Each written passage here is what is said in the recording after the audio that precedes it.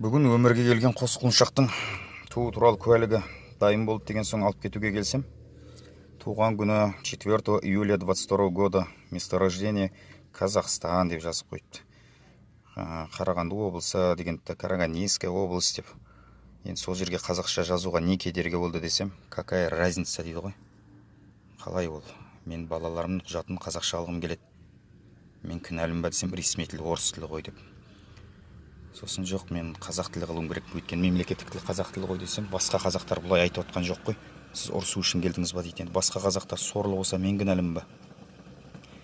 Басқа қазақтар өтініш, қалай болса солай немқұрайлы қарамай қазақша жазуына баршамыз міндет десек, көп ұзамай дұрысталады ғой. Өзіміз үндемейміз да, сосын жүреміз, Ресейдің боданынан шыға алмадық деп. Енді анда жіберіп жатыр, мұнда жіберіп жатыр, қайтадан басынан бастап жаз дейді. Соңға бар дейді. Мен барам. Бірақ сіздерде бұдан кейін қарап алыңыздар құжаттарыңызды. Бұлар какая разница дейді. Білмеймін енді. Мен үшін разницасы бар енді. Айырмашылық жер мен көктей.